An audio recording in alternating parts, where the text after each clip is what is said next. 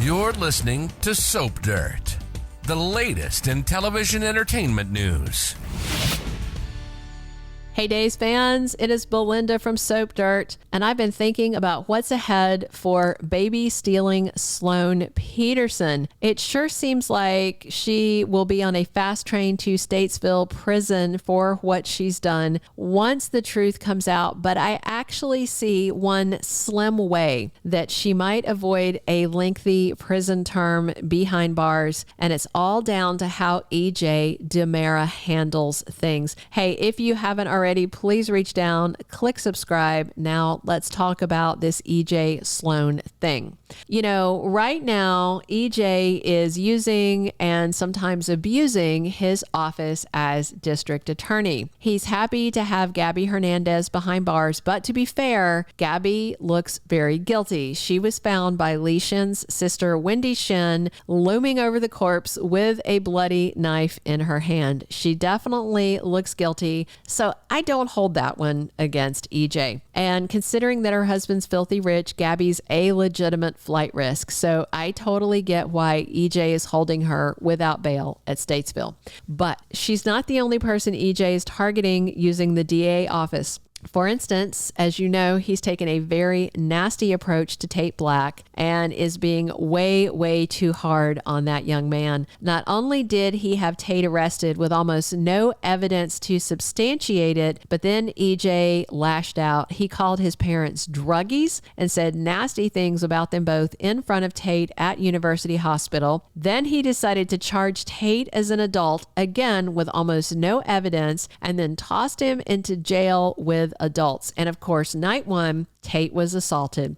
All this was done without any digging into Tate or Holly's backstories or who was the actual druggie or running any drug tests on Tate. Once Rave Hernandez started asking questions at the high school, it became very clear which teenager was the druggie, and it wasn't Tate. In fact, that kid is squeaky clean, and he definitely seemed to learn a lesson from his parents' troubles. He may have done some bad things in boarding school, but he wasn't doing drugs. He's not doing weed, not doing anything else, much less pills. Meanwhile, Holly's party pals at schools confessed that she has been dabbling in drugs. When EJ found out, he questioned himself over whether he'd made a mistake with Tate. Mind you, EJ didn't try and make things right. He should immediately have reversed his objections to Tate being held without bail. That's just at a minimum, but he really should have dropped all the charges against the kid unless and until more evidence turned up. But EJ didn't do any of that. The only thing EJ did was allow Justin Kiriakis' motion to move Tate to a juvenile facility go through without protest. But let's be real, EJ should have done a lot more than that. So, given how vindictive EJ DiMera is being about Holly, how do you think he'll react to the news that Sloan stole and fake adopted his son with Nicole Walker? Because right now, EJ is certain that the baby that died is the son of him and Nicole.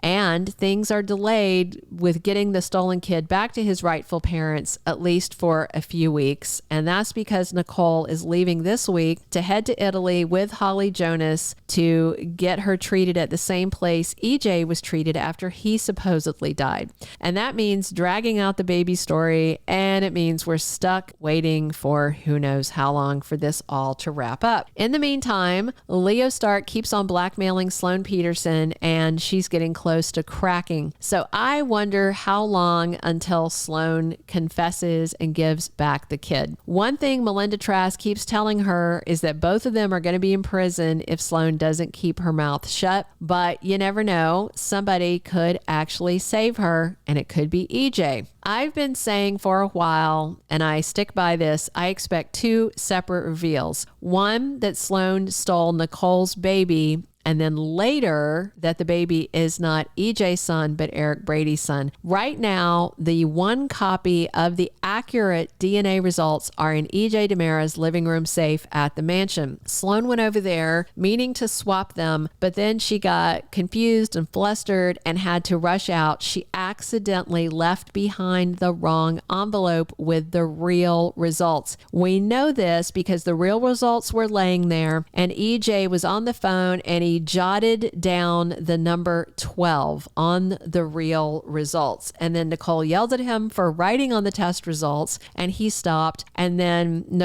we saw Nicole call him out of the room. Sloan slipped in and she was back and forth looking at the two envelopes, got flustered, laid the one with the number 12 on it back down, took the fake ones home with her and shredded them thinking they were the real results. They were not. So as of now, EJ has not opened that envelope. He had no reason to. After their infant son supposedly died, he had no reason to open it. So it's just kind of sitting there like a ticking time bomb. I suspect that when Nicole gets her baby back and Sloan's set to be arrested, she might tell EJ, by the way, you're not the daddy. That's something EJ would not want to get out. I expect first, he'll accuse Sloan of lying to hurt him some more. But if she tells him about the test results, he might go check the safe. I mean, heck, he might even have the DNA results rerun on the sly just to double check and not trust what's in his safe. And once EJ discovers that Eric is indeed Nicole's baby daddy, he's going to want that to stay hidden. And that means Sloan is a problem.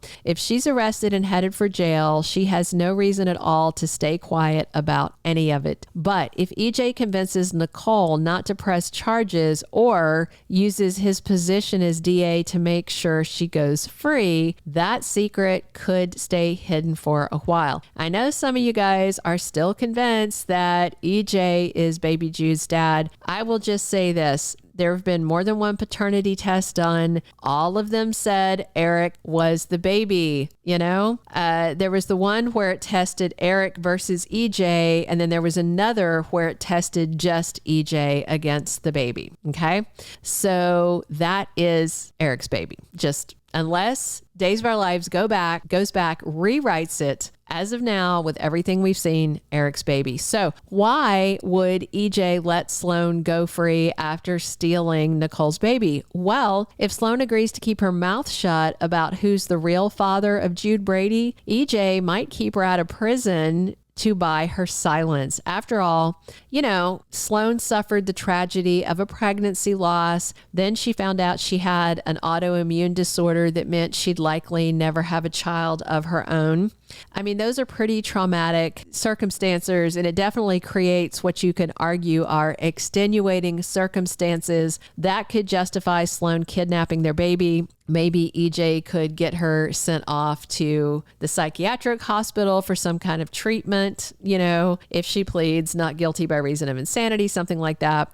But, I just think EJ could be the one to save her from life behind bars. EJ could lean on Nicole to just accept the miracle that their baby is back to them safe and sound and don't worry about punishing Sloan. He can also remind her Sloan didn't press charges on her when Nicole stole baby Jude. And at the time, Nicole was told that was not her baby when she took the kid, but she took him anyway. That might sway her a little too. We'll see. I still suspect that EJ might do whatever it takes to keep that baby in his and Nicole's lives and away from Eric so that his wife and her ex don't wind up together as a happy family with that newborn. Let me know what you guys think. Drop your comments. Please click subscribe if you haven't already, and definitely come back soon because we are here talking Days of Our Lives 7 days a week. And as always, it's Belinda from Soap Dirt.